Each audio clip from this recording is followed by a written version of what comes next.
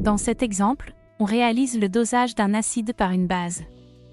L'acide est le réactif titré et la base est le réactif titrant.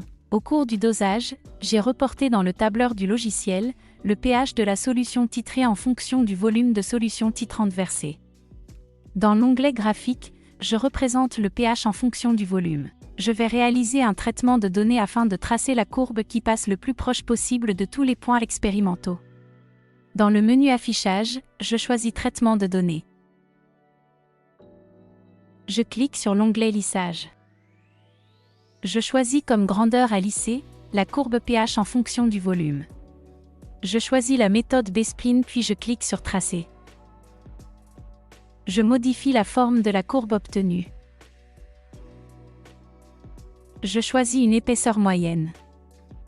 Deux méthodes sont possibles pour déterminer le point d'équivalence du dosage. La première méthode consiste à utiliser la méthode des tangentes. Pour utiliser cette méthode, je fais un clic droit sur la souris et je sélectionne Tangente pH. Trois droites apparaissent. Les trois points bleus sont à déplacer pour tracer deux tangentes à la courbe.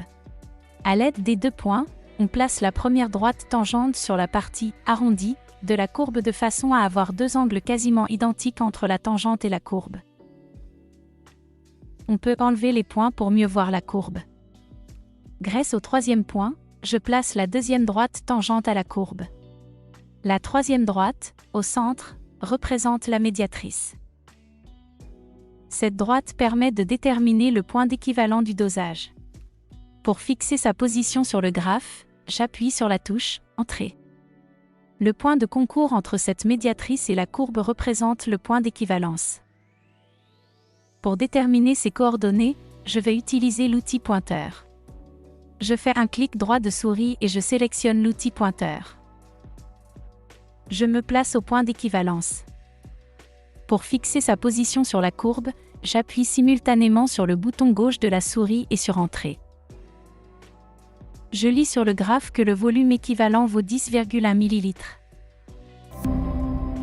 La deuxième méthode pour déterminer le point d'équivalence utilise la dérivée de la courbe. Je sélectionne l'onglet Dérivée.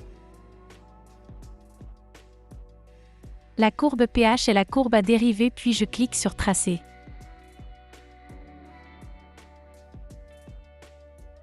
Je sélectionne ensuite l'onglet Lissage.